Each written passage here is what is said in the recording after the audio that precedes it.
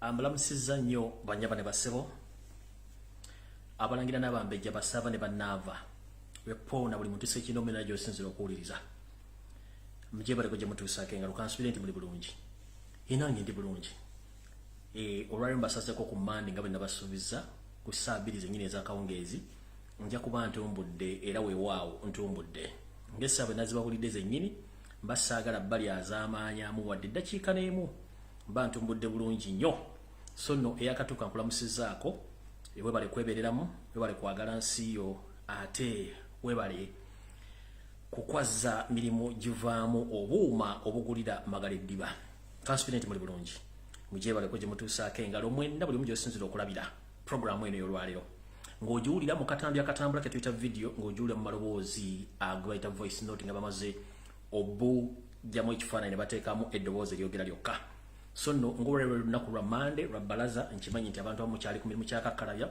abamu mugenda bugenzi abamu akazuuka abamu mutudde mu madiiro gammwe abamu muli ku buliri mu ofiisi munjolekedde amaaso munjolese amaaso abiri bweppo nange nga bwe nabasuubiza nti sijja balyazaamaanya okuggyako okutandika obutandisi okubabuuzaako era ntandisi bwe nti mbalamusizaako omulundi ogwokubiri banjaba ne basebo abalangira n'abambejja basava ne bannaava ennaku z'omwezi ziri 7 omwezi ogwokusatu omwaka 2022 kansubira nti muli bulungi nange ndi bulungi mujebalako gye mutuusaako engalo bwe ntyo nnongera bujjo ntandikira mu kubuuzako bannayuganda abawangaalira mu nsi z'amagulu meeru oba zetuyita diaspora nerero tubanga toli mu nsi z'amagulu meeru ng'oli wabweru wa Uganda nawe nkulamusizaako ntandikire mu ggwanga erya Amerika mbalamusizaako bannayuganda mwenna abawangaalira mu ggwanga erya Amerika buli kibuga kyonna gy'oli mbalamusizaako mujebalako gye mutuusaako engalo naye ndowooza akanyumira akakulu bannayuganda basiisira ennyo abali mu kibuga Boston oba mu ssaza lya Boston mbalamusizaako banyaba ne basebo abalangira n'abambejja basava ne bannaava bali mu kibuga Boston mbalamusizaako kansipinzi muli bulungi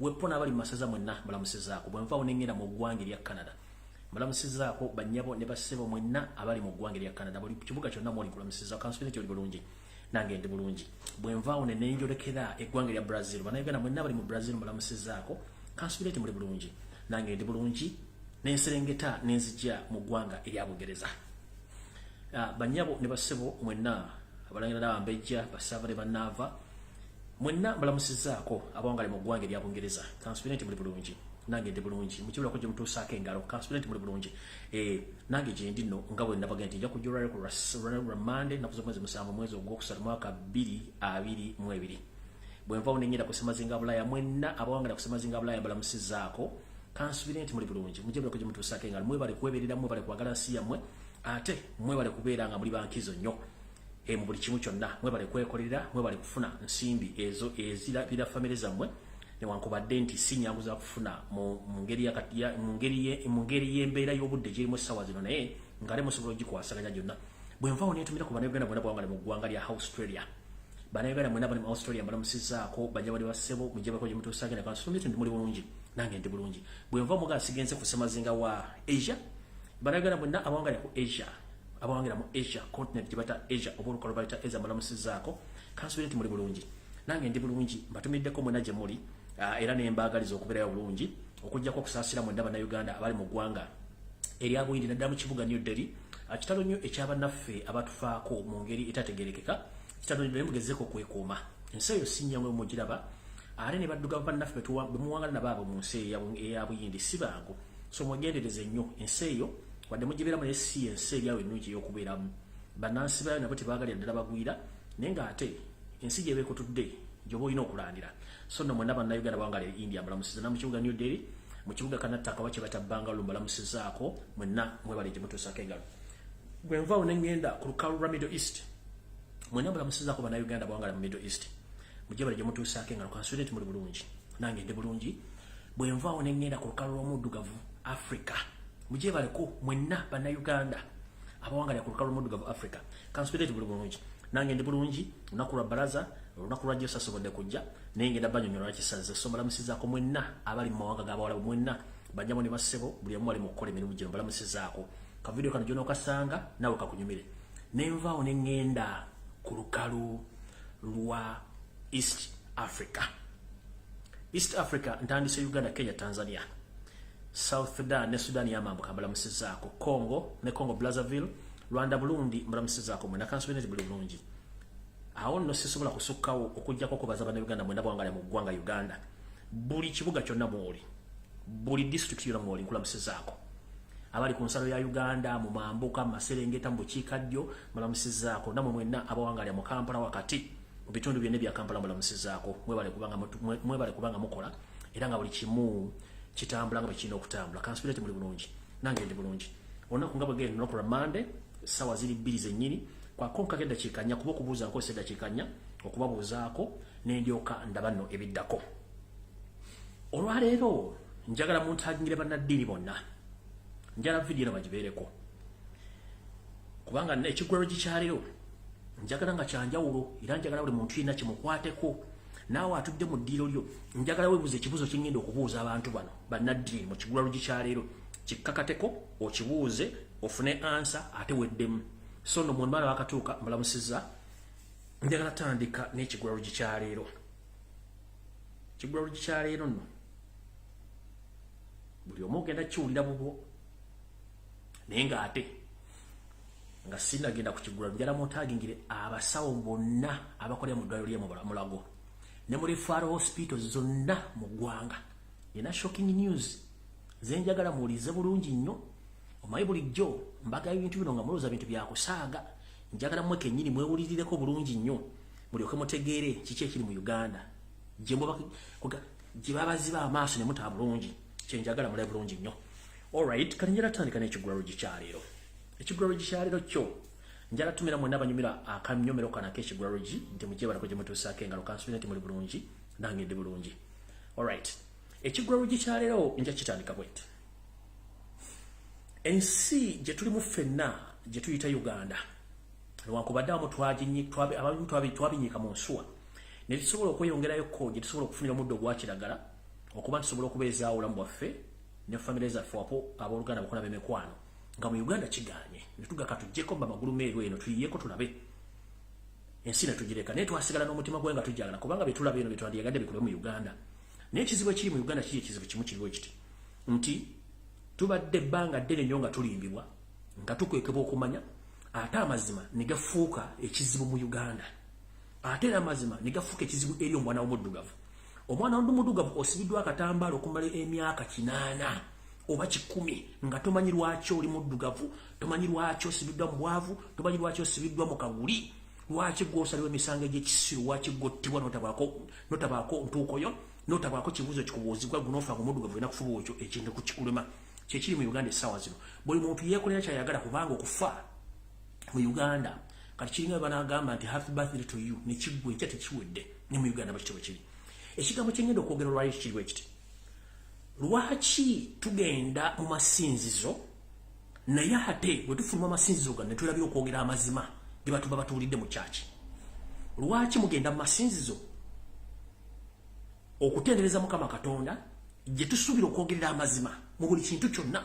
Ngero omuntu yenna abazizza omusango ogwa naggomola okugenda okwetondera Mukama Katonda oba okwejjusa n'oyogera amazima na biki ebyaliwo. Naye mu Uganda lwaki amazima ate gafuuka ekizibu? Why do we attend churches or prayers when we fear to speak the truth? That is my question today in Ekigulalogy. Why do we attend churches or prayers when we fear to speak the truth? Kino kigenderi buli Munnayuganda yenna. Lwaki tugenda mu masinzizo ate okuva mu masinzizo ne tulabira okwogera amazima ne tugavaako? Kiki ekyatuuka ku Uganda? Eno message obaka njagala bugenderi bannayuganda mwenna nga sawudde mu ddiini ki? Ekituufu kiri nti yessaawa twogera amazima. Ennyukuta A tugiyite A, ennyukuta B tugiyite B, ennyukuta Z tugiyite Z. Okusinga okwebuzaabuza ng'afukaana aba. N'olw'ensonga eyo ngenda tandika n'ekigwero gikyaliro kuba saagala bamalira budde ng'asiikira omuseera ebinyeebwa so nga ate n'ebibisi gubikwavula. Ompuda bulungi? Saagala bamalira budde ng'asiikira omuseera ebinyeebwa so nga ate n'ebibisi omuseera ogwo gubikavula. Ekivunulwa nti saagala bamalira budde ng'asiikireko k'ebinyeebwa so nga ate n'ebibisi mwanattu ebyeyunira bulungi nnyo biyinza n'okuba nga bebigisinga okiwoomera. Ntandisa. Tuli mu Uganda eyaleero ng'omuntu asobola okufa ne tukweka amazima ne tutabuuza. Tuli mu Uganda ng'ebikolwa eby'obutemu ebyattisa bajjajjaffe mu nsiko ne bagenda okulwana okununula Uganda byebikolwa bimu ebiwa essaawa zino nga n'abazzukulu ba Uganda n'abaana batandise okuwanga nkogenda mu nsi za Bulaaya okunoonya ekiguli amagala eddiba n'okunoonya obuwaŋŋanguse mu nsi bajjajja bwe gye baayira omusaayi ne bakitaabwe nga mazima gatulemye okwogera bannaddiini n'abasajja bannabyabufuzi amazima ogoogeranga n'ofa lumu abasajja bajjajjaffe ne bakitaffe makatonda abattibwa mu mirembe gy'Amiini n'emirembe gy'ensavu n'enkyekanga baavanga ne boogera amazima ne bagoogera nti mazima okusinga bana abaleero kubanga omumpembe Yosefu Basika mutano wa Kalekezi nsi yaleeta Museveni ensanga bisibe yabasiba akatambaala n'agamba nti bano abantu nino bateeka mu kaguli wensobola obbafumbiza nga tewali ayogera era nga tewali ankuba ku mukono yakikola atya yaddira n'asooka gye buvuddeko nga jja atta bannaddiini yeebuzabuza ng'afukaana aba nti gonna mazzi so nga ate wabeerawo enjawulo wakati w'omusulo n'amazzi n'atandika okutta okuva ku luumu nga gyabuzaabuza n'ajja ngatta mpaka olwaliro nakati akyatta ne bye yasembeyo okutta ng'ensi ekiraba teri yali avuddeyo kuvumirwa kikola kya bannaddiini abattibwa mu Uganda nakati olwaliro teriyo naye nga abasajja bakatonda baali boogera ensonga ezisobola okutaasa eggwanga Uganda mukyali abatwogera boogezi akaseera kajja kutuuka nga tuli mu mbeera ey'akafandali nga n'okwogera ekigambo abantu tebanneemulekeraawo ekintu ekigenda mu maaso nga kijja kuba kizibu so nga ate okugema kusinga okuwonya ebigambo byenjogera mujja biwulira ate mujja bitegeera bulungi nnyo essaawa zino bannaddiini Museveni yabatega akakojo olunaku lwe bakulonda nti oli gw'okulira essaza ly'Egindi Yoseeri tibahabulwa lutabayisirwa mutabani wa Kalekezi nsi yaleeta Museveni ng'akukwanga ebbaasa ey'ensimbi eyo bagiyita don't speak ng'akukwase emmotoka mpya kapyata eyo bagiyita don't mind with my business nkiwulira ebbaasa eri bagiyita don't speak zip up your mouth then emmotoka bagiyita don't mind about my business soka wabuzinga gwo omuntu omukulu waki Yoseeri bannaddiini buli muntu afuna ekifo ekinene asooka muwa bbaasa na mmotoka kiba kitegeeza gwe gwawadde enguzi tolina mandeeti wadde authority okwogera ku nsonga yonna enkya mu Uganda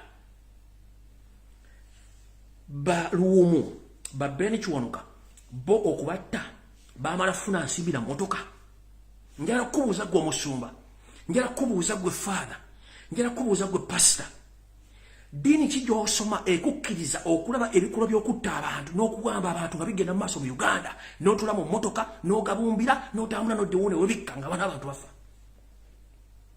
ddiini ki gy'osaba Katonda gy'oga nti Katonda gw'osinza ng'abaana abantu bali mu makobera teri wadde alina omusango ekitabo ekitukuvu kitugamba teri muntu alisalira muntu munne musango ku nsi naye nakyo ne mukireka abaana babeera mu makomera nga tebafunye adde fair trial oba okuwulizibwa ku nsonga zaabwe omusajja omukulu n'ajja ku TV n'agamba twakutta abaana ne mundu emu n'amasasi 37 nga mukwaddeko abaana 305 naawe omukulu w'eddiini ojja ku makya n'ogenda n'osabisa emmisa n'owa n'obugaati n'osembeza n'ogenda enkya n'obika eggambiro n'owebaka ng'ensi ebonaabona ensi bwe neegwamu akatabanko ogwogenda okubuuzibwa ebibuuzo bino gwe munnabyabufuzi ali mu kulya emitwalo 10 miliyoni 5 otandika okwogera olujapaani ng'abaana bali mu kufa kitegeeza nti ogenda kubeera accountable for all these crimes against humanity in Uganda ate era nawe ojja kukomekeza ng'ogenze muki ng'ogenze mu kkomera kubanga mulina okudda mu bibuuzo bino kiki ekibatwala mu makereziya ne mu makanisa nga temusobola kwogera mazima nze ali mu kwogera amazima ne bannange essaawa zino tuli mu kubundabunda n'okufuluma enjo kizibu n'okulisa famire zaffe kizibu si lwakuba tetulina byakkola tubirina olw'okuba nti buli omu baamuteeka omugaati mu kamwa temukyasobola kwogera ku nsonga zino essaawa zino omuti gwa sabulu gwa nusu 8 lita amafuta gwa nusu 6 school fees abasomeranga emitwalo 10 basomera miliyoni 2 n'ekitundu omwezi oyingiza setemeka lwaki muyingira amakyaki nga muti okwogera amazima lwaki bannaddiini muyimirira ku bituuti ne mubuulira nga byemubuulira tebikwatagana ddiini tebikwatagana na buyinza bwa Katonda bwe yawawa ne mutandika okubuzaabuza abantu buli mwanga siriki kubanga baba wembuzi ebbaasa bagiyita don't talk zip up your mouth emmotoka bagiyita don't mind about my business eyo system ya Museveni that's why No one is coming out to condemn all the activities or the brutal activities of killing and kidnapping Ugandans amongst the religious leaders in Uganda. And this must stop. Tojja kumuli agenda kuwa birabo mu kanisa nga waliwo essaawa zino ali ku miggo, waliwo essaawa zino asibiddwa amatafaali ku buli maabwe. Tojja kumuli agenda mu kanisa ng'omwana bamuziisa alaba. Tojja kungamba agenda mu kanisa nga bannabyabufuzi essaawa zino abasinga bonna baba obutwa nga balwanira bulamu bwabwe. Si kye tulimu. Mulekeraawo okulya mu nsi yammwe olukwe. So nno ekigula lujinji maliriza olwaleero. Mukama babeere amazima gwogerwe. Yogera amazima ofe ng'oli muzira. Bannaddiini bannayuganda bangi waliyo eggulu. Nkiddamu. Bwe mba mmanyi ng'ekituufu waliyo eggulu, musituke mwogere. Okujja nga mukimanyi teri ggulu, then mwogere ebyobulimba mubuzeebuze ensi. Nkiddamu. Teri munnaddiini ng'ali mu Uganda adda mu mulyango gwa ggulu, taliyo. Teriyo munnabyabufuzi mu Uganda katasobola kwogera mazima adda mu mulyango gwa ggulu. Kyofuna abasinga baga nti bannaddiini abasinga obungi temugenda kola ku mulyango gwaggulu, ate ffe ndiga ffe tuyinza okola mulyango gwaggulu. Nkiddamu with authority. Teri munnaddiini mu Uganda agenda kola mulyango gwa ggulu. Teri munnabyabufuzi mu Uganda atayogerera kulwanira abantu agenda kola mulyango gwaggulu. Ffe ate endiga ezibonabona ffe tugenda okola mulyango gwaggulu. Kubanga we are innocent, we know nothing. You said, hope you copy this information. Stop killing Ugandans and stop torturing Ugandans. Enough is enough. In 1986, you waged a war against the previous governments because you claim those governments they used to torture and kill and kidnap Ugandans. What are you doing right now? You are doing the same. We are going to use the same methods you opt for so that we liberate our nation. If not so, otherwise change your tactics before it's too late. Kyekibadde kigwa rugikyaleero, Mukama abakingirize musobole okulya video eno bulungi nnyo. Ngenda tandika video eno bulungi nnyo. Era video etandise ekigwa rugikikomyawo.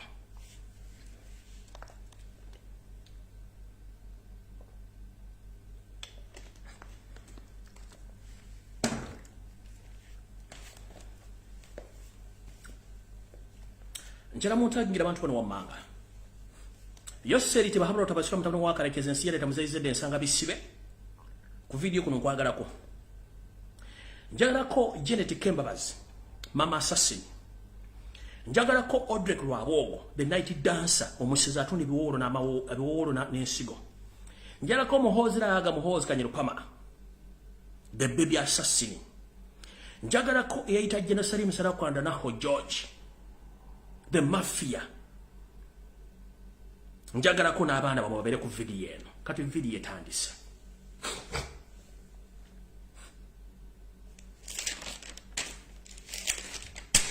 So can't see them go on.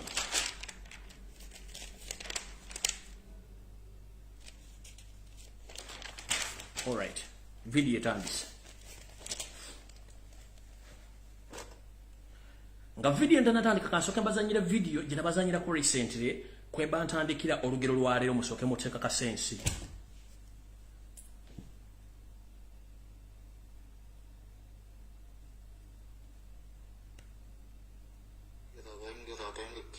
No video mujijjukira.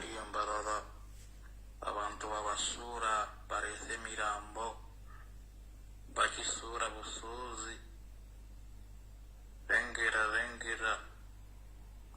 bagisura bakirese misana bakisure mirambo mingi bagirese ku motoka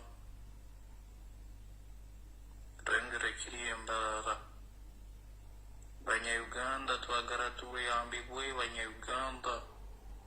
Banya-Uganda mutuyambe Banya-Uganda mutudukire Banya-Uganda. Sigenda jimalayo. Ntandike video yange bulungi nnyo. Nga sinatandika video yange bulungi nnyo, njagala nsooke nfune wano dakiika emu bbiri mala okuteeka ku nsonga zino maaso. Okusookera njagala kutumira Bannayuganda mwenna n'embebaza omulimu gwe mukola. Muggwerewo Twitter account mu buli kadde. Kozesa essimu yo eyabuyonjo genda ku mutimbagano gulawo kibanja ku Twitter account otandika okwogera ku nsonga eziruma ensiyo ya bwerere si ya nsimbi kozesa embizizo kozesa obwongo bwo kozesa amaaso go kozesa ebintu byolaba okutandika okukonda emigero bikolo bigenda mu maaso mu Uganda ekyo kimu mugobere emitimbagano ekyalimu empeka emera ekyo kyakubiri ekyokusatu njagala obebaza nnyo mwenna bannayuganda abasobodde okulwana olutalo n'abakyalulwana okulaba nga tufuna obwetwaze mu nsi yaffe Uganda n'okukyusa obuyinza mu ngeri esoboka kubanga tukyayogera naye ate waliwo enjinza okuddawo nga tukyasobola kwogera nga wakiyita vuba wompitewo njagala obebaza nnyo abalwanyi olutalo okulaba nti tujja envunza mu kibondo gye badde yeekwese okutuuka lwevuddeyo neeraga nti ntuufu mwebali nnyo mwebalire ddala era njagala bagategeeza mu butongole sekadaama nkiddamu sekadaama wa DP temuddamu muyita Senkaggale ono ye sekadaama wa DP wetwogerera essaawa zino avuddeyo busimbaalaala ng'omusezi agula essiyani nti ngenda kulira ku bantu bange nti ayingidde ekibiina kya National Robbers Movement omwami ono ekyamuleeta nakibanyonnyola dda nnyo era nenkibabuulira lwakuba nti abadde abulako ku kimu okumwatulira ategeezebwe ensi emutegeere kikyali sekadaama wa DP omugenzi Nobert Mawowe munange avuddeyo lwaliro n'ategeeza nti butereevu akolagana ekibiina kya National Robbers Movement kitegeeza ki mwenna baganda bange mwenna bakyalimu empeka emera nga mwagala enkyukakyuka n'okuyamba eggwanga Uganda mbasaba musuuleewo ebikola ng'obudde bukyali munoonyeeko ebibanja ewala ekibiina kya Democratic Party ekyabajjajjaffe ekyatandikibwawo essaawa zino kikyogera tekikyaliwo mukirabanga ekirwa tekikyaliwo ngenda kuba Mulago gutakungula mwenna baagala kye munoonyeeko ebibanja ewalala ng'obudde bukyali ekibiina kyagenze ng'ekya UPC bwe kyagenda ng'ebiro byagenda yekennyini anaatera nayo kunyuko yekennyini Yoseti Babula yagamba nti tunaatuukira mu 2021 kuba tewakyaliwo ekibiina kya byabufuzi kimuvuganya yali akimanyi bulungi nnyo nengamba kyekwese ng'owetulwabika kubanga tutegeera liiso kiri akutemyako nti gundi yafudde ng'alikoze waati nga beebuzaabuza nga bafuka n'abaanaaba ekitegeeza gonna agaggudde memba omutongole owa National Robbers Movement sekadaama wa DP Nobert Mawowe mwebale kulwana lutalo namugjayo kati tutegeera ne bw'anaalwana kyalwanira tukimanyi ate nabagamba nti omwami ono alina obulwadde bwa rabies mbweboggola alina okuboggola buli ayitawo ate nabagamba yayikako Windows yatwagende nayo yayika Windows kati tusobola kwajunga na musajja yayika Windows ng'alina mu bulwadde bwa rabies mutwe ng'ambwe gyeboggola katujijje mu butongole tugitegedde wajeri tukole bira tugende mu maaso tumuwa budde njagadde bategeeza butongole saagala abantu batategedde afudde kiwedde avudde mu kibiina nga bwe yakitundayo kiwedde mbawa amagezi buli akyali mu kibiina ekyo funa ekibanja wala ng'obudde bukyali otherwise nvuddewo ngenze ku information yandeese erwa nzisenga lunye n'emikwano gyange ffenna bwe tukola ku social media kuno naddala ku platform zino eza social media okusingira ddala ku bwenyi bw'ekitabo kuno nga tubategeeza entakera nti eggwanga Uganda liri matankale ng'era empale zaayo seti bahabula otabasira mutano wa kalekyezi ensi yaleeta muzeyizedde ensanga bisibe ne tubagamba nti ensimbi zimwekubya mpi era takyasobola kufuna nsimbi okujjako okutunda ebintu ebiri mu Uganda n'okubyeguza basobola okufuna ensimbi okuziddukanya gavumenti etakyaliwo kubanga twalonda Robert Kyagulanyi Ssentamu ng'omukulembeze afuga eggwanga Uganda akakiiko ka parliament akanoonyereza ku mivuyo bitongole bya gavumenti kale katandise okusima n'okutinkuula eddwaliro Mulago biki ebikolebwayo n'emiranga gitukuba kuno egitakungula okunoonyereza kwani agula amawoolo n'agatunda ne tujja lunye nga tubyogera nti omutabani omukulu ewasa muwala wa Museveni bwe tuyita Odrek Lwabogo the night dancer omusezi atunda ebiwoowoolo ye nannyini bizinesi eno munnange kivudde lunye era ng'omusezi agula essowaani nti ngenda kulira ku bantu bange ndekyabika akavuyo akali emulagaani akamanyi mwakawuliddeko kana akavuyo sikaki mbu sikaki diru yayise diru eyiika etya nzize mbasomesa ebintu bino nti ebiwoowoolo ebibumba ensigo bitundibwa okubijja mu bannayuganda ababagudde ku akisire n'abalala bawambibwa nga mulowooza nsaaka luluno ndibaleetedde muluwulire bulungi nnyo kwata olupapula n'ekkalaamu munnange nabagamba mu biseera biri ebya ssenyiga 19 lumimba mawuggwe nti era omulimu guno gwalingayo nga buli muntu agenda mu akasenge akalimu abasajja ba SFC toona newankubadde nti obeera n'ebitundu 9 okuwona nga bajja kutta lwaki bakuggyeko amawoolo bagatunde kyetuyita black market kati kyetugenda mu maaso kikyo oyo omusajja abadde akulira eddwaliro ly'e Mulago munnange tabayombesa dubba ku byempi be bamu ku bamafiya abali mu gavumenti yeeyose lutabasira mutano wa kalekyezi embalirira n'engabana yaleese obuzibu etya omukulu ono bukyanga atandika kukulira ddwaliro lino emivuyo mingi egibaddeyo naye olwokuba nti abadde afuna ensimbi ez'ekyoja mu mbiro okuva mu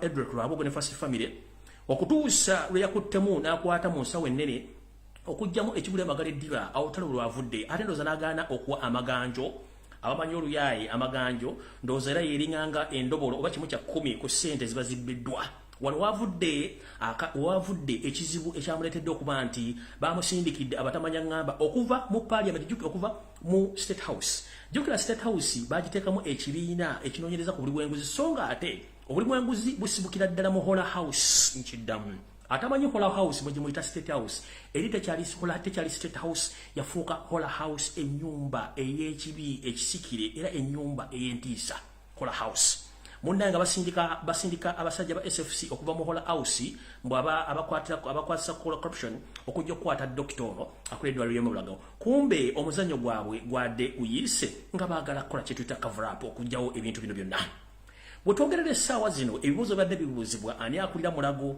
abantu battibwa ensigo zitundibwa ani abirimu oyo omusajja abadde alikulira boss gwe bayita byarugaba munnange y'omu ku kabinja k'abamafia akakuvuga eggwanga lino naye nga bo bamuteeka mu section yakuba nti ali mu ddwaliro ly'e Mulago bwe twogerera essaawa zino omwami ono yateereddwa naye tugamba nti bantu bameka bakwatiddwa ku misango gy'obukumpanya ne bateerwa tekikuwa kyabuuzo nti ono bamutadde ngaani ekituufu kiri nti bayagadde okuzibiikiza olwokuba nti olwe bamukutte yabadde naye agenda kutandika okuyiwa bwino omukakkali ku nsonga ezigenda mu maaso mu kutunda ebiwoolo by'abantu omukulu ono Odrek Lwabogo the night dancer bwe yategedde nti omusajja ono ayinza okuvaayo n'ayasaamirira ng'akagiga kakalu ku mudaala n'agamba bamute era ndamota bulungi nnyo amannya baagabalaze abuuza akwata anaamutwala anaamusiba wepona anaamuteekako emisango n'okumujjeereza bonna bava mu kamanyiro ke kamu konna kababbi bafugge ababbi eggwanga okubula oddijjamu engoye n'oddukanamya omwezi guleme kwaka bwe twogerera essaawa zino omwami ono ali bali butaala naye ng'abalala bonna abasinga obungi abaali bakwatibwa bonna baasiibwa ku misango gy'obukenuzi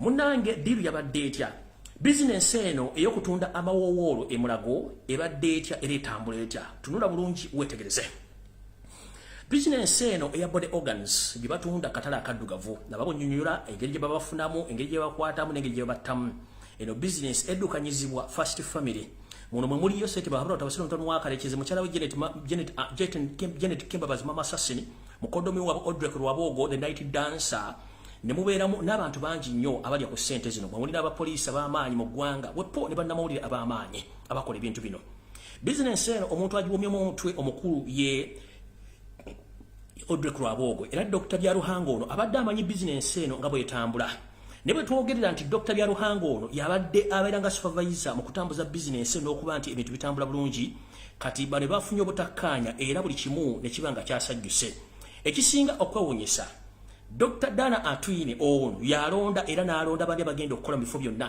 era diiru zino zonna tubadde bakwata Dr. Byaruhanga ono alina Byarugaba alina okukwatibwa Dr. Atwine alina okukwatibwa Odrek Lwabogo alina okukwatibwa kubanga bano beba active members era nga balina n'ekibinja ky'abasajja ba Pakistan abawangale mu ggwanga eya Uganda abaddukanya bizinensi eno ne First Family okukola emirimu gino nga wammanga ekigenda maaso tugenze maaso abantu abaddukanya bizinensi eno mu referral hospitals zonna mu Uganda bebanuwa wammanga era bizinensi eno etambula bulungi nnyo nga headquarters zaayo zibadde Mulago mu ddwaliro ekkulu naye bajjukiza nti eddwaliro nire ekkulu erya Mulago lyali abannayuganda era twalina n'eŋŋombo egamba nti bw'oba oyagala ebintu ebibiro genda e Mulago eŋŋombo mukyagijjukira nkijjukira bwe mba mukyajjukira obwongo bwamwe twalina eŋŋombo egamba nti bw'oba oyagala ebintu eby'obwerere genda e Mulago.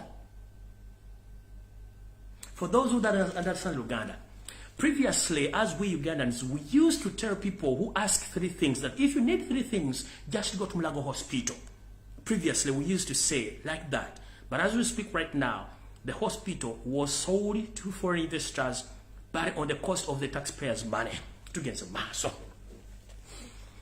Abantu bano wammanga baddukanya ebintu bino. Tugenze abantu abadde ba immediately controllers aba controlling ekintu kino era essaawa zino nga bali mu kudduka bwe bate badduse bagenda batta kubanga bakimanyi nti bagenda kwasanguza ebyama bino bano bantu bano wammanga era bwe boyina gwomanyiiko njagala otemutegeeze ng'obudde bukyali either abinyika mu nsuwa oba alindira okufa kwe nga nena bwe gisimufungize. Muno mwe muli Dr. John Sebuufu. Dr. John Sebuufu amanya mpulya ga kisajja Kiganda nejjukira omusajja Fred Sebatta yayimbako akayimba ke yagamba nti Obuganda bufunye embaliga olw'abantu abefudde Abaganda n'okwetuma amanya ag'Ekiganda naye bombuuza atambule ng'Omuganda kizibu nnyo ajja kukwama bukami atandika okusitama so nga ate okutambula ku mulemye. Omu ku bo ye Dr. John Sebuufu. Omuntu yenna ng'oli wa Luganda na mikono mikwano ng'omanyi Dr. John Sebuufu y'omu ku bantu abadde batunda ensigo ebibumba ebiwoowolo by'abaana Bannayuganda nga bitunda mu ddwaliro e Mulago. Kuliko Moses Mukiibi. Dr. Moses Mukiibi y'omu ku kabinja ako akabadde kaddukanya bizinensi eno e Mulago. Kuliko kuliko Dr. Sekadde. Dr. Sekadde ono y'omu ku kabinja ako wepo ne Dr. Byamugisha. Ne Dr. Byamugisha. Dr. Byamugisha ono mukyala yabadde naye addukanya bantu bana abadde baddukanya kaddiiro kano ak'okutunda on behalf of Audrey Rwabogo. Dr. Byamugisha ono mukyala be bantu kabaddemu amanyagano. Kuliko John Sebuufu, Moses Mukiibi, Sekidde, Dr. Sekidde ne Dr. Byamugisha. Bibadde baddukanya business eno on behalf of the night dancer Audrey Rwabogo. Era business eno ebadde etambuzibwa abantu 6 bo bano nga ba foreign agents nga bano ba international ba Pakistan internationals bano nga basulira ddala kumpi ne flats badasula nalya mu flats eziranye Shoprite oba opposite Shoprite bijibadde basula bana Pakistani omukaaga abadde badiringa mu body organism nkidda bulungi nnyo. Amawolo g'abaana Bannayuganda abadde batundibwa badde gatundibwa abasajja ba Pakistan nga bano be bajja mu Uganda ku orders za Audrey Rwabogo nga bakolagana ne Audrey Rwabogo ne basobola bemenye waggulu okulira nga basula mu flat zenaalya okulira na Shoprite gye badde basula era nga kati bayinza okuba bakyaliyo oba bwe nayogera bino bayinza okuba nga badduse nkyagenda mu maaso. Era gurupu eno erina n'abantu abala ab'ekyama abadde bakola omulimu guno muwulire bulungi nnyo. Ba co-workers or ba co-partner in crime or in this business of body organs, mwe mulina akabinja kabavubuka ke bayita big boys oba big money boys. Akabinja kano kasula bowa okumpi na wali ewali wagenda okuzimbibwa eddwaliro ery'empewo ensimbi ezaalibwa ezaawa omusajja omugwira eyabula nazo yali atonda bibajja Dubai naye naayitaawo nga oluma omukadde kubanga lumenya mu jjenje kalu tewaba muntu abasigaddewo. Akabinja kano akaba big boys kavuga emmotoka empya kapyata ezebbeeyi omuli Range Rover mpenkoni omuli zino zisubalu ne balyoka bali ensimbi ng'ate teri muntu abakwata ku mukono. Abaami bano ensimbi bazirya mu bbaala y'omwami gwe bayita bali y'omunsi minisita. Ebbaala eno eri ku Dewington Road. Kati mwenna abaana abobuwala mumpulirize bulungi nnyo. Kano kalowoozo ng'omuzadde. Tukimanyi embeera mu Uganda yakafandali ng'edda ly'obukadde. Naye tolya gi kwesuya muwula. Manyi mwagala ssente, mwagala okulabika obulungi. Naye ensimbi tezijja zityo nga kibunoomu. Ensimbi za kunoonya era za kutabakanira. Ne baana bawala mugufudde mugano ng'ogw'enswa nti buli ayagala ensimbi olina kukola bintu bikujjamu bwesige na kutegeera. Munnange ensimbi gye zikoma okuba ez'okkakeeka zibeeramu consequences oba zibeeramu ebirumira bingi nnyo. Baana bawala ngenda balabula olwaleero. Omusajja gwolaba nga avuga Range Rover, avuga BMW, avuga Mercedes, avuga GT, oba avuga empenkoni. Sooka omanye omusajja ono y'ani, akola mulimu ki, ewaabwe y'ani. Naye olw'okuba nti mwe mugwa amatu ng'embuzi eweta ekitooke, olw'okuba nti mulaba omusajja alina essimu ya bbeeyi, alina emmotoka ya bbeeyi, n'oteebuuza ebintu bino yabifuna batya. Akabinja kanono ke kamu ku bubinja obukola kye tuyita camouflage okuba nti bufuna kye tuyita match mu Kampala wonna ne mu Uganda.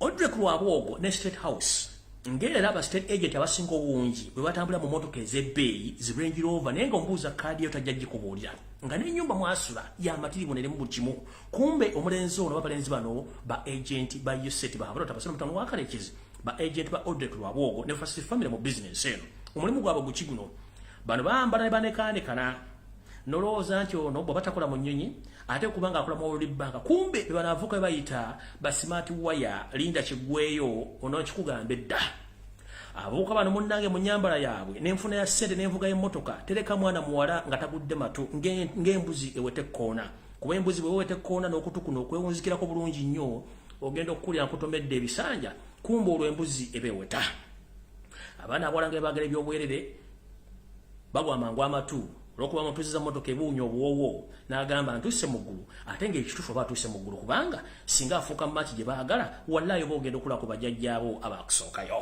tutandise bwe tuti era kambaddeyo katono nnyo wano nti akabinja k'abavubuka bano be bayita ba big boys oba bakayita big money boys kano akabinja kabeera lubowa okulya ne wali wagenda okuzimbibwa eddwaliro eddene ensimbi ezaaliibwa akabinja kano kalina ensimbi zitutogananga bukolwa bavuga emmotoka ez'ebbeeyi naye nga bwemubuuza kaadi yo tajja gikubuulira bano batera nnyo okubeera mu bbaala ya minisita bali omu nsi eri ku The Winton Street oba ku The Winton Road mu bbaala eyo era ebbaala eno ebeeramu abantu banene nnyo abajnyweramu era n'abaana ababeeramu abaana bawala abasinga obungi nabo baba batunulanga emunyenye eyaka emisana tugenze mu maaso omulimu gw'abano kiki era Audrey yabatuma mulimu ki ebiseera bisinga bagamba nti okubojjerera ku kiswa ekimu tekyazanswa olina okubojjerera ku biswa bisingawo so bwe bategeera nti tubakubye mu accident mu biki byonna ne basala okukola obukodyo obulamu bw'okusikiriza tetuyita akasenda baguzi oba akazenda bazaana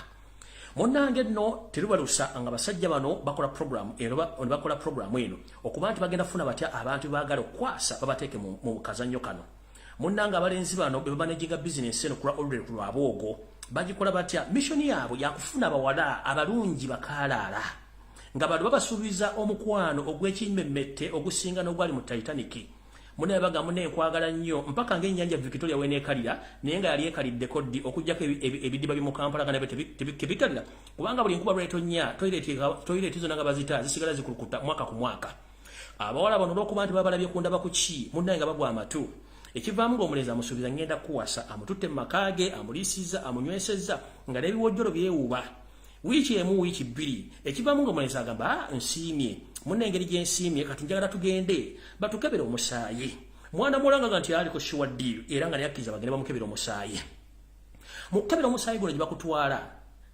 ye already dokita abajaali dokita ekyokukola abakimanyi munnange omulenzi yasooka nga bamujjako omusaayi bagumugjako bate bagumugjeeko saagala kulimba omuwala gw'osembayo okuwa ekituufu nti oli mu kifo kituufu oli asembyeyo munnange omulenzi oluvayo nga guweesoga kasenge bakujjako musaayi omusaayi okukujjako omulenzi aga nti atujja kudda tukimereza siza fe badokita ajja tubuulira edda gye bujjako munnange tutuba busa nga bagenda omulenzi wayitawo ebbanga ttono nnyo oba nnaku oba ssanga mukubiramuga nti omuntu gw'oleese y'omu ku bantu be twagala amakingira ddala bulungi ebyetaago by'omuntu gwe twagala okuba nti ono asaddaakibwa agibwemu ebiwoowoolo munnange omulenzi kyakola bw'amala okufuna nti ino perfect match nga omukwana ayongeza mu jjiya era ng'omwenge mugunywa mpaka lw'oguyita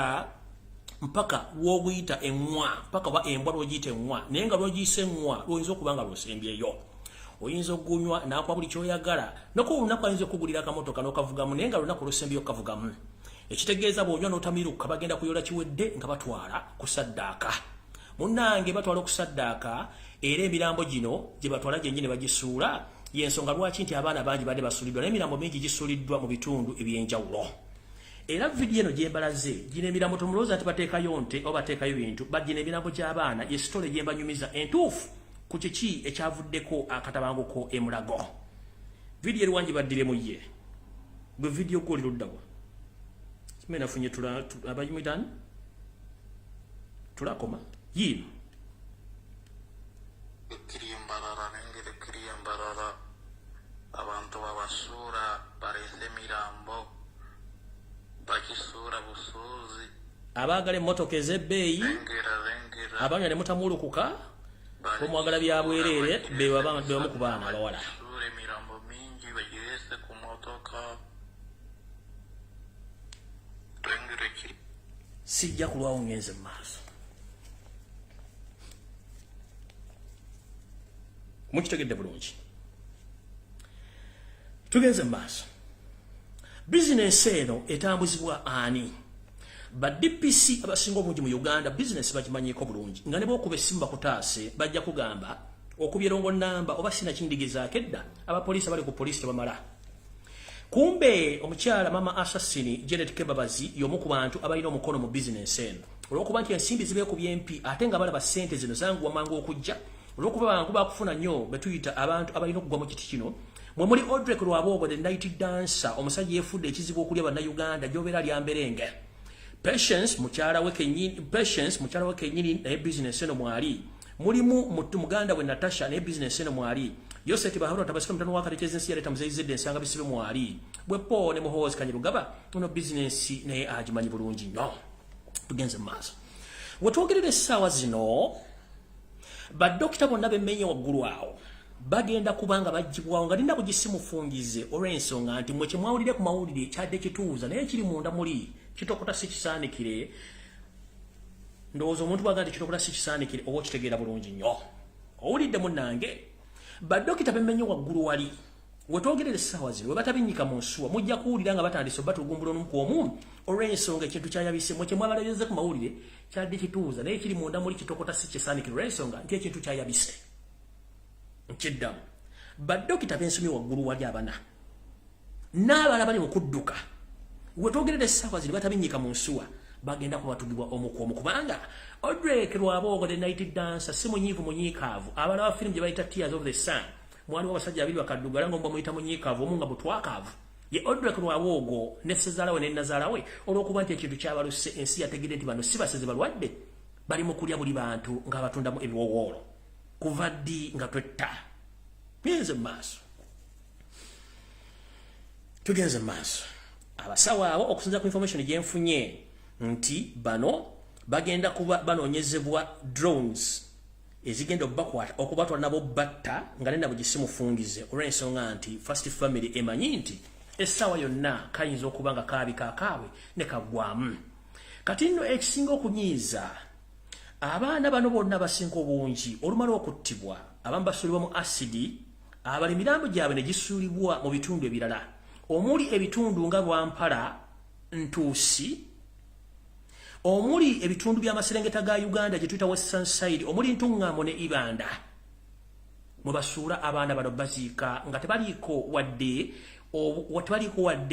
bantu bwe bali basanga nti omwana wange namuziika wano kumbe bano abasajja bali mu bizinesi kati tugenze mu maaso eyo vidiyo ewedde ey'emulago tebabalimbalimba tuli bamukutirwa corruption lwaki no the business went wrong the body organ harvest business is erupting very soon and this is 100% true information I'm giving out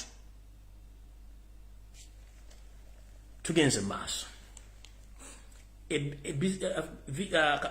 akanyomero k'ebiwowoolo emitima n'ensigo namwe baana bawala abagala ebyendola vidiyo yammwe ekomyawo ngenze ku vidiyo mu information endala ntandise bwentera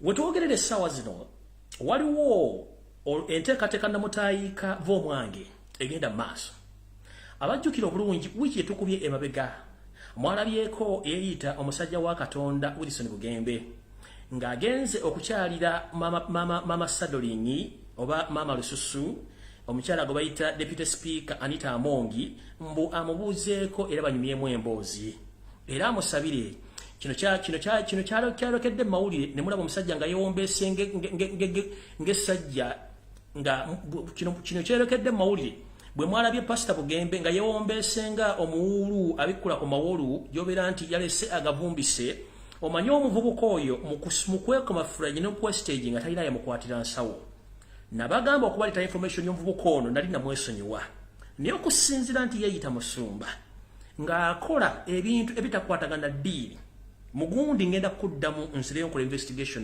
throughout nja kujja nkwalye Bugembe nkuwanigidde ebbanga ddene nnyo nga towulira wavaayo n'oluyimba nti famire yo Katonda famire yo yatwala siriimu yona neggogo n'osigalayo era nawe na siriimu mukulu tovangayo ku myaka gy'olina n'okola kye tuyita blood test n'oteeka results ku mutimbagano w'amamenti wena siriimu tovangayo kiraga wantu wonna nti wakolako blood test oba okukebera omusenyi wena obulwadde bwa siriimu nina drone yange gyengenda okuddamu okusindika e Masaka eddemu empa information about you kuba bwe nasembayo okukola investigations about you I was informed that the whole story you gave it to the public was false. It was a well-cooked information about your lifestyle or your history. You lied to the nation that you were affected with HIV. It was a false information. And you are hiding a lot of history about you. And people, they should know the reason as to why you are not married at your age. There is a secret behind you. And you should let the public, why are you not married at that age? You have each and everything in your hand or at your disposal, but you are not married. You need to explain to the public as to why. Because in the modern society, a person of your caliber, you are supposed to be married. Because you must be an example to the people you lead in prayers and in other sectors. But mister, you are not married, but you attend the prayers, you preach the word of God to the married couples. So how dare you cancel the married couples when you are not married? There are so many questions surrounding around you, but we don't have answers. Please go slow with this mission you were given last week. Ngenze maaso. Ekyatutte omwami ono eyita pastor. Kumbe naye omwatunuuliranga ataliiwo. Neyebuzaabuzanga afukaana aba mukwewombeekanga essalambwa. Kumbe musajja muzibu nnyo ng'enjala eruma ekiro kubanga mujjukire enjala bwekuluma ekiro ng'ennyumba teriimu gaasi ng'olina kukuma sigiri ekuluma ate nga tolinawo mukazi ne wejjusa ekitakuwasisa mukazi. Omwami ono ekyamututte yabadde ensonga bweti kanjibagire obulungi nnyo busimbaalaala mugitegeere. Munnange nga bwe nabagamba nti bannayuganda ffenna bwe tudda mu kyenkyukakyuka n'okwagala eggwanga lyaffe ffenna tuli basiraamu. Omusiraamu omuziro gw'omukulu takwatagana munaabagookya oba gye tuyita embizzi. Munnange Yosete Basera Mutano Akarekezi ensi yaleeta muzeyizedde emyaka gimuwubidde akabero nga ne pulesa zimuli mbuli maawa essaawa yonna alaba omugaati guyiika. Ekituufu kiri nti abatamanyi byabufuzi ebintu bino bijja babulira obuzibu okutegeera naye ng'omusajja akimanyi teyawangula ebyo nzembe bagamba. Era ng'abasajja bamukako okubeerawo ye yandibadde yabennyika dda mu nsuwa kubanga alina ensimbi ez'okulyako ate ng'obudde bumuweddeko. Ne bamugamba bw'ova ffe tugenda kudda ludda wa. Kati y'olwokuba nti amanyi nti essaawa zino abamunoonya bangi bamunoonya ng'aseenene alina okubeerawo n'okwebuzaabuza naye ng'ate ekituufu akimanyi si alina okufuga eggwanga eryo. Munnange bamafiya bajjudde mu gavumenti bamuleetedde obuzibu. We twogeredde essaawa zino bagezezzaako okutunda mutabani waabwe Muhoozi Kanyerupama oba Muhoozi Laaga ne kigaana okutunda. Bamutunze mu Western bagamba twayanga ogu nekifiire twayanga ogu nekifiire ayima twayanga Muhoozi Kanyerupama Muhoozi Laaga ekyo nekifiire yo ono mutaka agamba yoko abakuganye ogu nekifiire kati abasajja bamu West bagamba ogu nekifiire yo. So munnange nga tugenda mu maaso omusajja oyo bagezezzaako nnyo mutunda tekigaana. Kati kwe kuleeta omwami ono gwe bayita Ssekadaama wa DP Nobert Mawobe okuba nti ajja alekaane ng'embwa esudde ebyana mu kyolooni alekaanira eggwanga okwebuzaabuza ng'afukaana aba musimukozi wa NRM okutuusa olwali tumubye oluku mu mutwe ne tumutegeeza kati ne bwana aleekaana kijja kuba kikola amakulu. Yatunda banne ab'omu Northern Uganda n'abaguza Yosete Basera Mutano Akarekezi olw'okuba bali bagenda muwamba kyekyaviirako n'omugenzi Lokech okuba nti bamujja mu bulamu bw'ensi eno obuwoomera buli ayagala. Omwami ono ngenda mukomyawo ngende ku mboozi entuufu.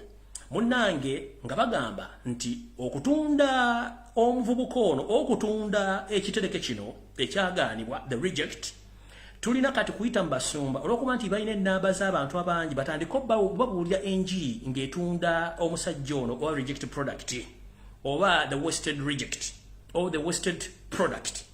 the wasted product muhozi Kanyarupama muhozi Laaga bayise mu basumba baali tebasobola kutuukirira muntu mulala yenna okujjako okusooka okuyita Pastor Wilson Bugembe eyayita pastor okujja okutuula ne Maama Sadolini Maama Kizigo Lususu okwogera ne Bugembe amuliisa enjiri Bugembe ekyamututte mu ofisi ya speaker Maama Sadolini Lususu sikugamba nti yabadde agenze kubasabira oba nti ayinayo office yabadde mission enkosifu kubanga bateeseza ebintu byemuga twagala kozesa mu basumba musobole okutunda omwami ono era twagala muyite mu message nga office zino nkoloning nga batu bajja zitegeera Bugera mugamba nga nabo gisimufungize oteekeddwa okwogera basumba banno basobole okubanga bapickinga message olwokuba nti omwami ono ne mukwegonza talina yamukwatira nsawo nga bwe tugaa nti amaanyi g'olujegere bwe bunafu bwalwo n'omwami ono yeefuula nnyo nti mugonvu nnyo naye katula keebisse okawulira buka mukulu olwavudde mu setteeserezo w'eggwanga ng'amaze okulaba Masadolini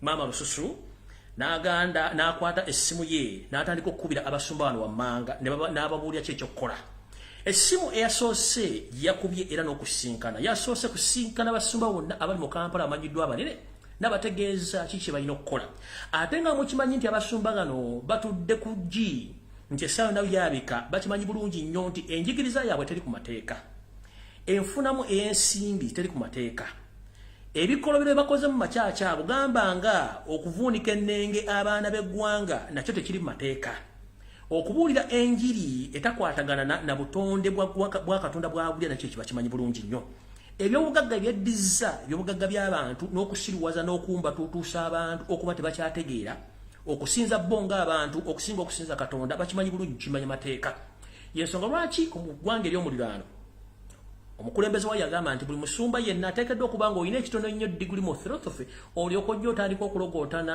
mbu osabira abantu wano e Uganda olwokuba nti ababbi bangi okuva ku mutwe ekyennyanja kivunda ku mutwe kigenda otutuuka eno wansi ku kyensuti ng'envunyu zakiyiseemu dda so nno tukitegeera nti eggwanga lyafadde okuva ku mutwe lyetaaga kusuula busuuzi tuliziike tufune abakulembeze abalala kubanga bano abaliwo tebaalondebwa munnanga omwami ono kyeyasoose okukola nga sinkana Pastor Bugembe nga sinkana bapasita banne omuli Pastor Imelda Namutebikkula ono ebyafaayo bye si birungi nnyo era birumira biringa omuceere ne tuddako Pastor Kiganda ono ebyafaayo bye bisiwuufu biringanga feesi ya gundi gwe mutegedde ne tugenda ku Pastor Serwadda ono ebimiruko bizibu nnyo kubanga bw'atandika okugenza okuzamba embega nambaga gegogera tugenze kwono omusajja omunyarwanda omuyeekera eggwanga lya Rwanda kubayita Pastor Sime Bujingo Buniongo naye n'amutegeeza ki ekyokukola ono naye kyolekera Nyengo Musezagule Siyani nti ye abadde kuva dda ng'akolera muhozi Kanyarukaba era nga n'ettaka lyennyini kwasumbira endiga zikwabuzaabuza abantu ettaka lino ekazi omunana kwe litudde ttaka lya muhozi bulungi nnyo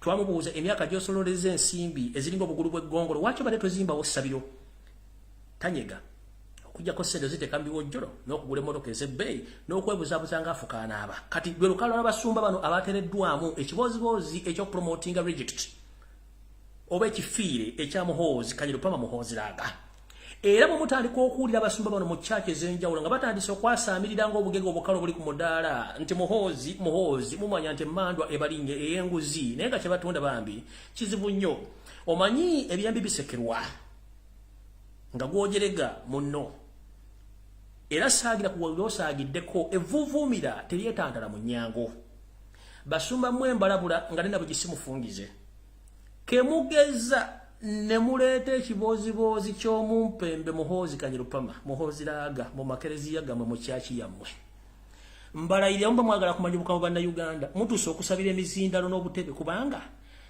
abantu bakoowu nange kamala okunywa mutuzi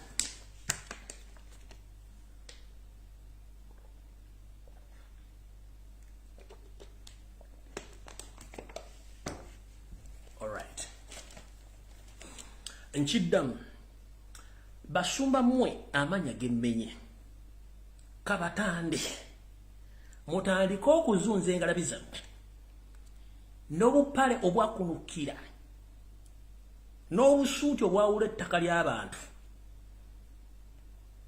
nga muwooza sime mugenda kupromotinga reject lizi muhoozi Laaga muhoozi Kanyarupama mutuuse okusabira emizindalo n'obuki n'obuti kuba bantu bakoowu kino nkiddamu bannayuganda ffena baagala enkyukakyuka tuli basiraamu We don't consume pork. And we are the Islams, we are against pork. So, however much you will change that pork into different substances, we are not to consume the pork. All we Ugandans who wish to get the peaceful transition in Uganda, we are against the pork because we are all Muslims. If it is come to politics, we are all Muslim. Muhoozi is a reject, and we can't allow him to lead us over our dead bodies. So you pastors, most especially the pastors, Pastor Bugembe, Emerida Namutebi, Pastor Chiganda, Sirwadda, and Pastor Bujingo, known as Bunyongo. There, talk about your nonsense and promote Muhoozi. You'll get to know as to why the roster doesn't eat supper. Nchidda. Mwogere bozibozi byammwe. Mbupromotinga wano ekintu ekyo. Mujja tegera lwaki enkoko terya kyaggulu. Mumpulira. Mbaddamu nkabaddemu. There, go ahead, promote Muhoozi Kanyirupama. You'll get to know as to why the roster doesn't eat supper or doesn't take supper. You'll understand the meaning of it. Mujja tegera lwaki enkoko terya kyaggulu. Oba lwaki enkoko teyenda kiro. Enkoko eyenda misana. Period kubanga eyagala bintu biri mwala byala misana. So mujja tegera lwaki enkoko teyenda kiro, lwaki enkoko terya kyaggulu. Ku bintu biri mujja kufunako kimu. Mujja kitegeera. Mwakihurira mbwenu. Mwakikyenda.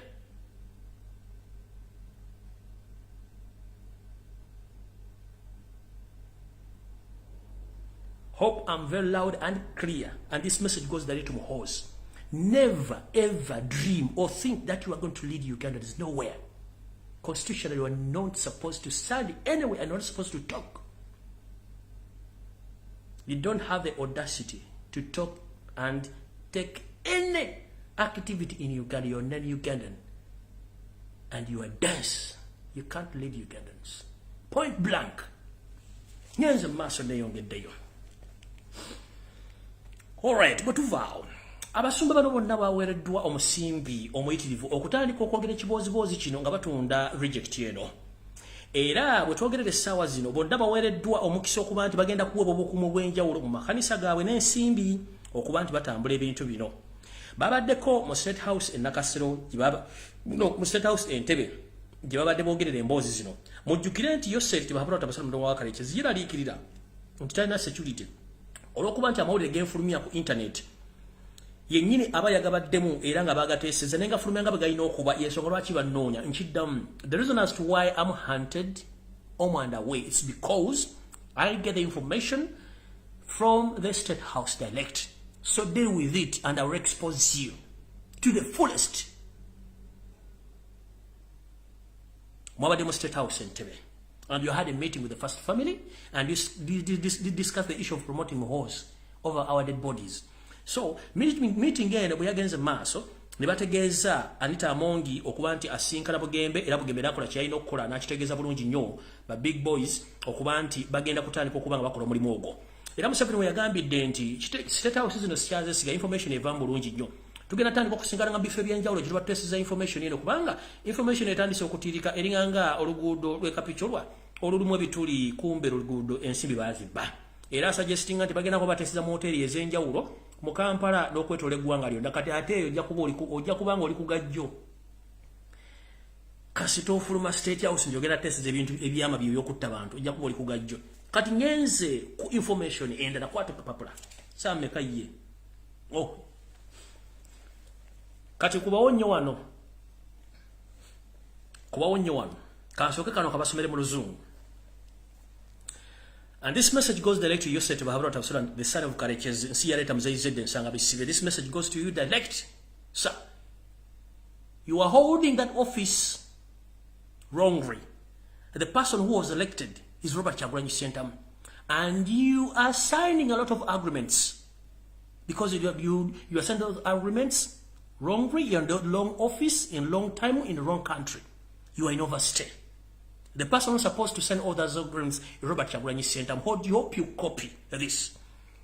Previously, so many times we've been watching the current president of Tanzania, Madam Samia Suluhu Hassan, visiting Uganda so many times, signing different agreements about the oil pipeline from Bunyoro up to Tanzania. This pipeline deal is worth $20 billion US. Do you copy, Ugandans?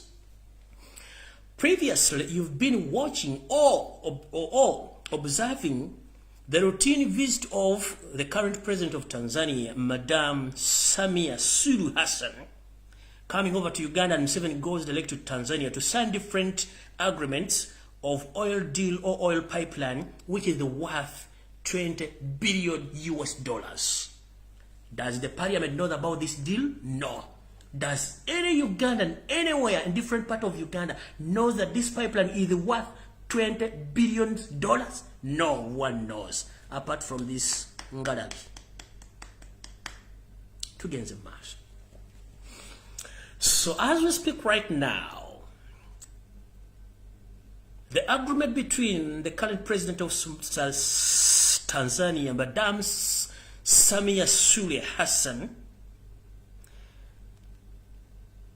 the agreement and all the deals which they had together, I think anytime from now, those deals are coming to an end. Due to the fact that the leader of Tanzania, as we speak right now, she was promised $20 million US, cash in hand, if she accepts the deal. Since then, the madam had been waiting all along for her $20 million US to be paid, but nothing she had received since all those agreements they were signed. As we speak right now, that Tanzanian president, Lady Samia Suluhu Hassan, she was advised by her colleagues and senior citizens in Tanzania that, Madam, we wish to inform you that please go slow in any form of dealing with your city, the son of Karekezi. Is not an easy person to deal with. He doesn't pay respect to leaders because his mission is to use people. After they are, he dumps those people. As we speak right now, this lady is finishing the term of late Pombe Magufuli. She was advised that anytime, anywhere, she's heading towards the elections, she will find it very difficult to be re-elected again in the office if she's still dealing with Yoseti Bahabara, the son of Karekezi.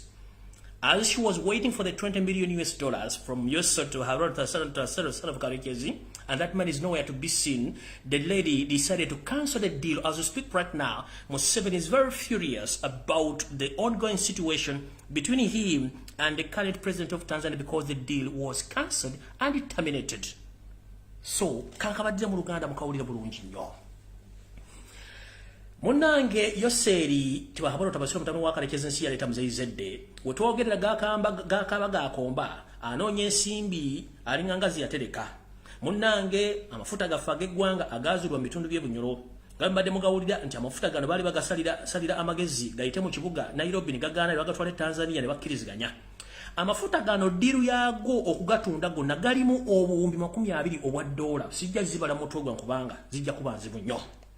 Munange diru eno y'obuwumbi 20 ya diru pipeline yaliko ensimbi ezegwangira Tanzania obeza omukyalo obukadde 2 obwa dola nga zino muweebwa. Naye Yoseri tibahabula tabasira mutono wakale nga bw'atatukiriza ndagaano ze kubanga sitaani tatuukiriza akakonda ndagaano ze okujjako okukozesa abakozeseza n'amala n'abasuula ate n'akwata abala kubanga alinga lubaale. Munango mukyalo nalinze ensimbi uwa nga sitwe zijja nakuba akasimu kakamuga kuliko akawala kemetenga mga the number you are calling is not available at the moment, please try again later. Bwe kaba tekogedde kato kamugamba achiwe nankeji banzolindeho nankeji bazolindeho ensimbi neziri muhanda mwaka ne guyitawo ensimbi ziri muhanda tezituuka. Ensimbi ziri muhanda tezituuka. Kati munange omukyalo ono abakugumbya bufuzi n'abamuliranya abasajja bakulumu abamanyi ebyafa bya Yose bamugambye munange tukubuulira ogenda okiwo ekisajja kyoli musikyalo si kikyo kyali kya mukwano gwo Pombe Magufuli. Bannatanzania bakimanyi bulungi nnyo nti okulagana omusajja oyo obanga akolagana ne sitaani kubanga bamala okukozesa akusuula. ensimbi ziyakusubiza tagenda zikuwa okujjako yamanyi nti kasita mafuta gatuuka e Tanzania ajja kuba buli kimu akimaze sina kindi ajja kwefuulira akutte kubanga okugwa agusobola omukyalo ne bamuwulidde ebigambo bino n'abitegeera bulungi nnyo nga n'ensimbi zabadde abanjiriza ebbanga liziganya okutuuka n'asalawo endagaano eno agiveemo kubanga bannabyabufuzi n'abasajja amanyi byafaayo bya Museveni amugambye nti muneeto kikola nga Museveni bwali omukalukalu bwatajja buseera kyeyasooka okukola okugenda e Tanzania okuteekayo lukwano kyetuyita fekeravo oba kyetuyita fekeravo okuzimba essomero lyayita Museveni simanyi high school ng'olwo akafudde akanyeebwa bakasenda bazaana batanzania baga nti omusajja atwagala nnyo kumbe omusajja ono era atega akanyeebwa nga yeeteze bamuteguludde nkiddamu omwami ono yali yeeteze naye bamuteguludde yeetega n'akasomero akakasomero kaali kanyeebwa abantu betabege msajja atwa huyo mjamana anatupenda sana alafu watu wa Tanzania wanakujua vizuri we mzee wanafikiri hawajui wanajua wewe vizuri wanajua historia wako wanajua we nani sasa mission imekufa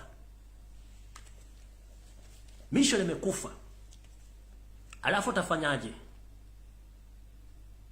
ona cha kufanya na inchi umeketi inchi si yao ni wewe Mnyarwanda pure sisi wananchi wa Uganda tunakuambia uondoka kwa inchi yetu rudi kwenyu huko Rwanda rudi kwenyu huko Uganda umefanya makosa mengi kwa inchi yetu lakini sawa yote utalipa tumeona wangi wameenda lakini wewe unajifikiri wewe mkubwa sana lakini dunia inakuangalia na sisi tunakuangalia unafikiri wewe uko na akili mingi lakini tunakuangalia vizuri kwa kila kona tunakuangalia sawa yote utaondoka mjamaa na inki zingine za South Africa zinakuangalia vizuri unafikiri wewe uko na akili mingi lakini kila mtu anakuangalia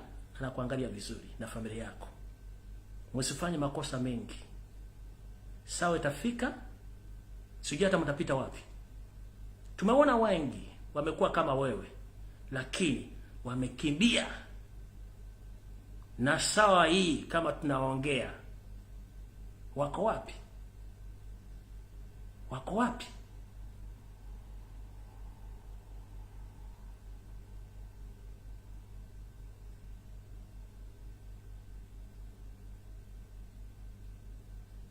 speed control nyenze maso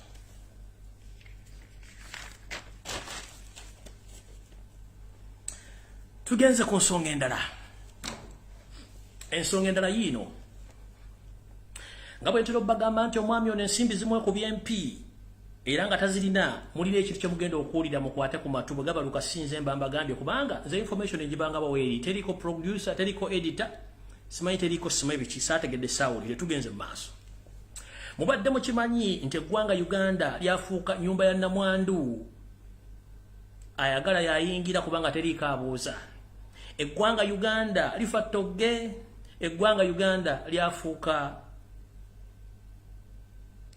kyenyinyalwa buli ayagala ayingira nakola n'agenda nakola kyayagala wetwogerera essaawa zino family y'omumpembe Joseph Bahabara tabasala mutano wakalekeze nsi yaleta muzayizedde ensanga bisibe n'abantu be eggwanga balifudde ekinabiro wambuli ajjana n'aba n'agenda mwali mu kirowoozezaako lwaki abayindi bangi mu Uganda mwali mu kirowoozezaako lwaki abayindi olumba alootaku nga baagala fuuka banna Uganda era nga ne Museveni alina ekirowoozo kino ekyobafuula eggwanga mu Uganda ne weewuunya nti ye ng'omunyarwanda asibuka mu district ki eno message njagala egende omusajja gwe bayita Frank Gashumba. Gentlemen, you don't know what you are dealing with. Whatever you are promoting, you are cheating in yourself. Whatever you are promoting, sijui nini camp sijui for Banyarwanda in Uganda. Simanyi vandumwe. Simanyi retreat. Simanyi function, you are cheating on yourself. The day is going to come, you explain each and everything. You know, sometimes people, they think that they're so clever. And you think that we don't know. You are a state agent. This day you're moving around Kampala in your Porsche car, giving out money to people on the streets. But remember, you don't have any permanent job in Kampala. If someone asks you, what is your permanent job in Kampala, you can't tell the public, apart from the office which you have, which you use as an office to con people. But I'm warning you. The bavandumwe CG promotion you are promoting is going to cause chaos to you. And go slow. Nakuoninga datawulira. Wetemera kabazi kuguru wawe kulira kabazi kuguru. Mu Uganda amawanga agalimu gonna galina ensibuko n'obuvo.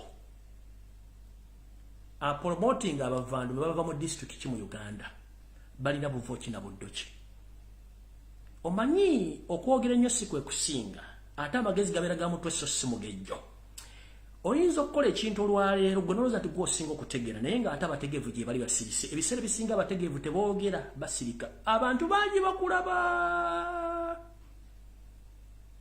Abantu bangi bakutaddeko amaaso. Kino kankyogere n'obu. Abantu bangi bakutaddeko amaaso. Bakutunuulira ky'ovuga. Naye nze ngamba weewa manda mu mbugo. You are pouring hot water into your private parts, Frank Gashumba. You are pouring hot water into your pants. Whatever you are promoting, it will backfire. Never judge a book according to its cover. Never, ever. Don't you think that Ugandans, they don't know what you're planning and what you're pushing? We know. You're a marketing manager for all Rwandese in Uganda. You are the marketing manager of all Rwandese in Uganda. And what you're promoting is going to backfire.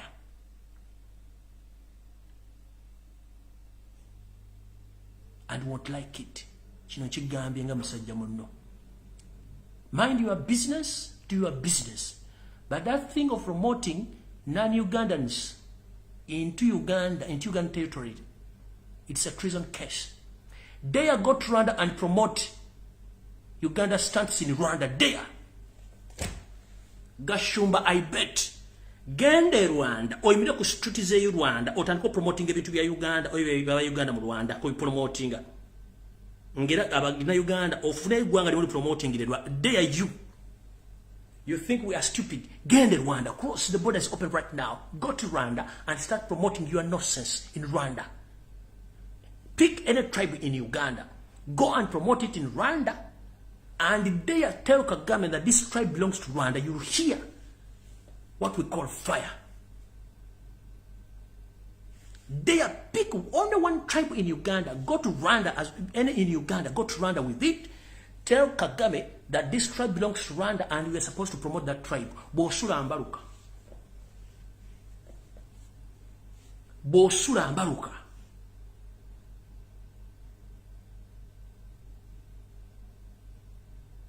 Bosula ambaruka. Picking a gwanga limuli na liyogala. Picking a gwanga limuli okama mu Uganda. Oba otwala bateso oba soga oba twale ki promoting Rwanda for one day. Ogambe Kagame tuli basoga abali mu Rwanda era baagala independence abaagala kufuna ebyogera bya Rwanda. Oba Baganda oba bagisu twale gwanga limuli promoting bosula ambaruka. Your head will be chopped off immediately without hesitation. But you are here in Uganda yamming or yapping around promoting non-Ugandans in Uganda as if it's not enough. You think we don't see or we don't observe? Go slow. Stay where you are. Do your business. But don't promote what you don't know. Obugongo olujegerege manyi galo. Bana Uganda biziba isembinji. Na ye, chikutobudde kijja buta. Ninze masagala barisa.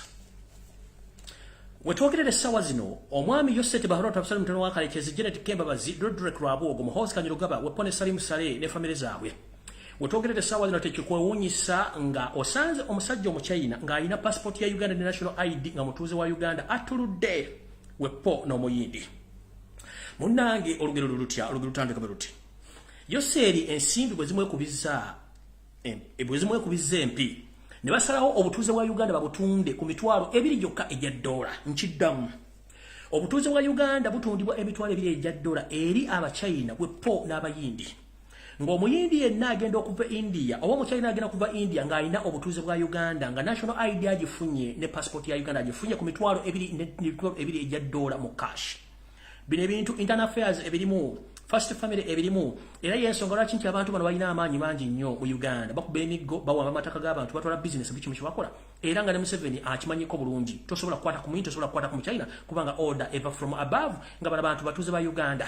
Kitegeeza ki? Kitegeeza nti omuyindi omuchina abafunye passport ya Uganda ne national ID ayina eddembe lirimu nga gwe munna Uganda okuba nti asobola okugula ettaka asobola okukolako obulabe ate nga li protected by the government kubanga babafunamu da sente emitwalo 2 so buli muyindi gonna gwolaba bwepo n'omuchina balina passport za Uganda balina endagamuntu za Uganda nga batuuze abakakafu ku lwa government nga bazosasula obutuuze buno. Order yonna eva mu State House. Ngeki kino bakifunamu ensimbi empya n'enkadde Yoseri mukulu Janet Wokubiri Odrek Lwabwogo Muhoozi Kanyupa Masale Musale n'abala.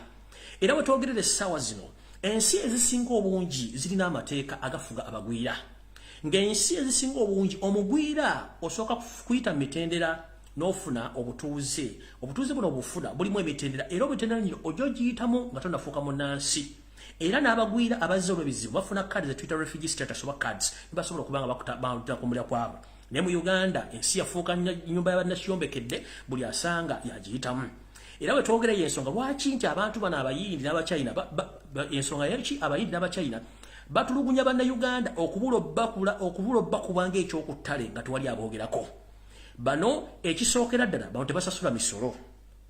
Bannayuganda basasula emisolo. Ekyokubiri abantu bano bagula ettaka ne babbiramu n'eribya nnansi ekitakkirizibwa mu mateeka. Bano baweereddwa olukusa okukola buli kibaagala kyonna mu Uganda kubanga balina obutuuze obugule. Era baddembe okugula ettaka n'okusengula bannansi ku ttaka nga nenda bugisi mufungize kubanga buli kimu bakiina.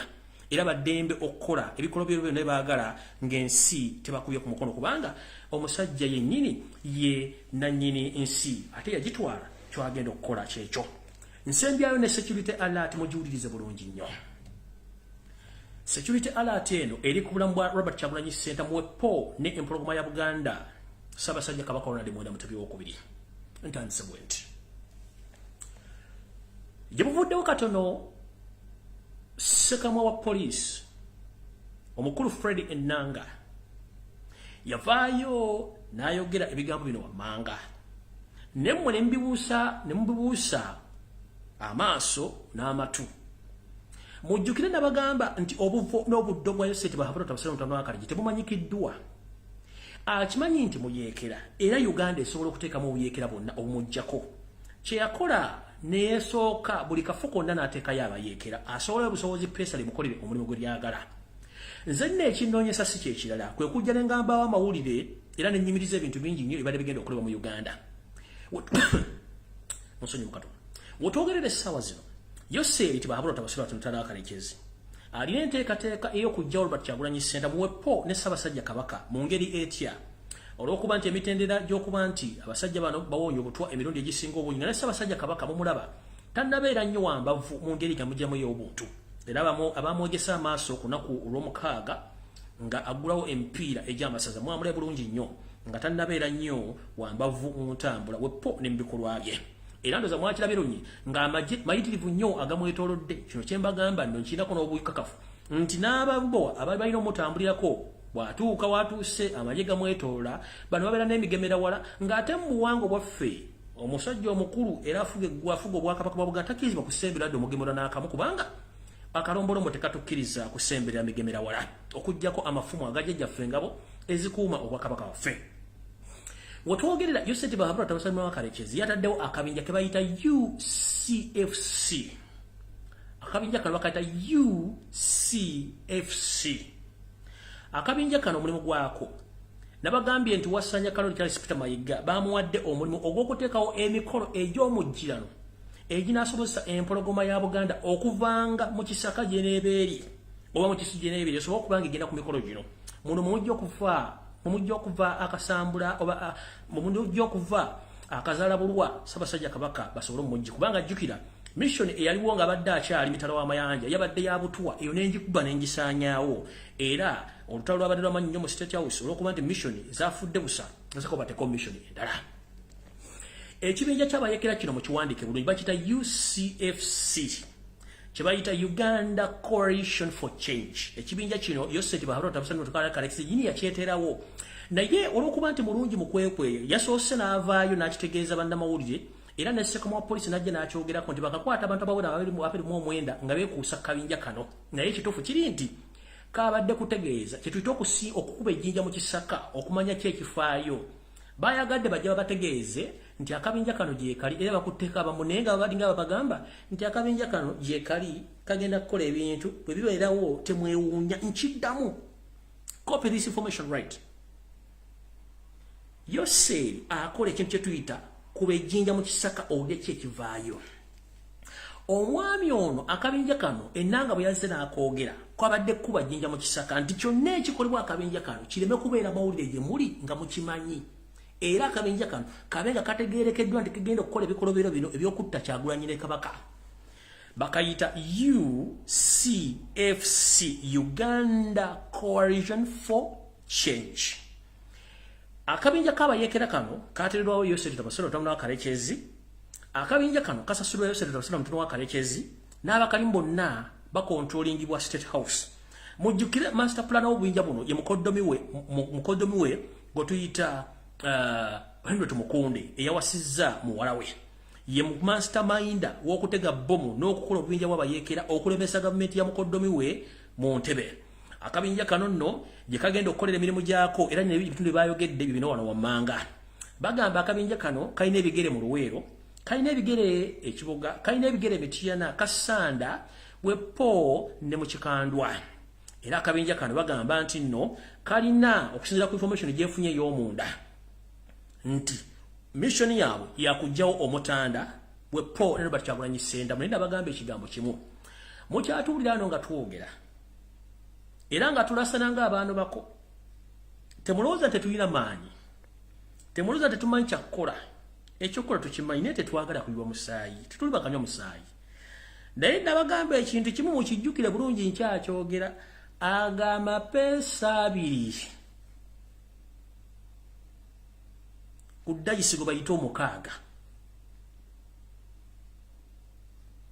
nkiddamu tukyali ku mikutu guno twogera naye agamapeesa 2 bwe tuba tuzannya luddu ku dayisi gwe 6 bwe tuba tugenze mu chess agamapeesa 2 kwe kuli bishop ne queen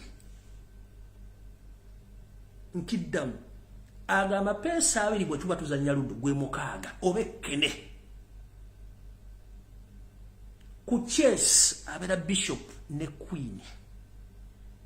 Nkulayiriranga ne Katonda ampulire ebigambo bino byogera agamapeesa 2 kemukwatako erimu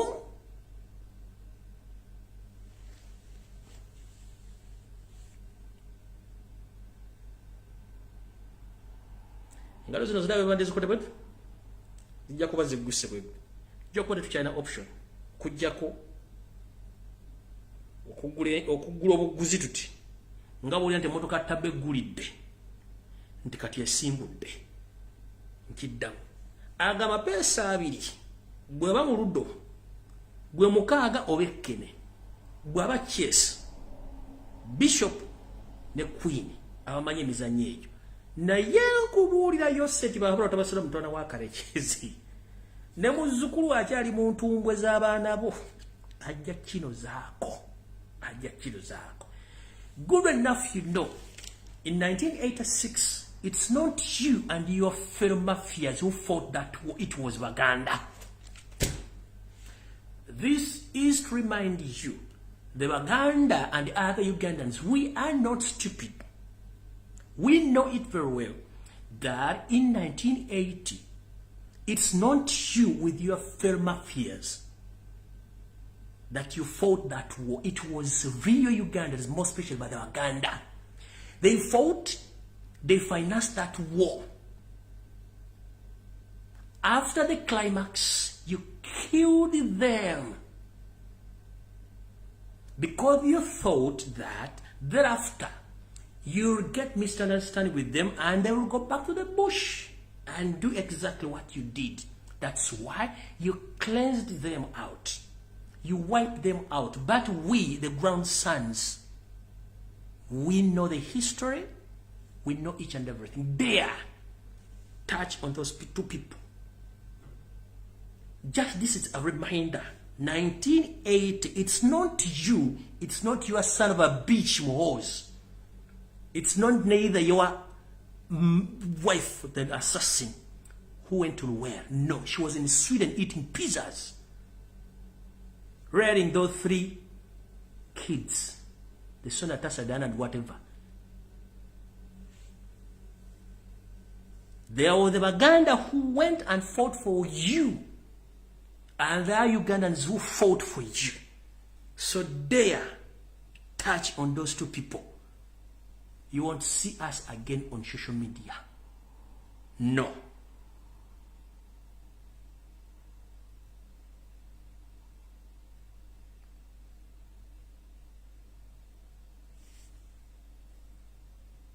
We are watching.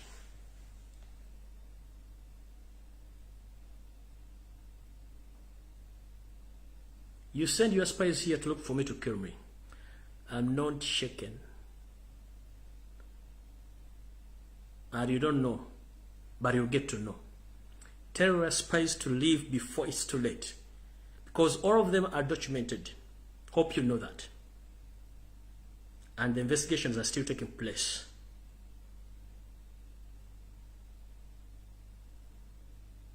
They're still in Istanbul looking for me, I know. But go slow.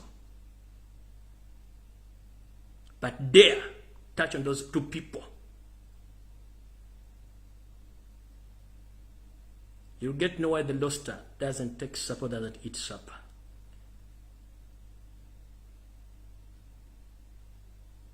And you'll get to know why the Loster doesn't have sex at night. Watch Kenga, watch Tegera. Watch Tegera Mbwenu. Maximum respect. God bless. I'm out of here. May God bless Ugandans. Stay safe. Tusikanonda kulalona mukama bankomere. Mwelaba.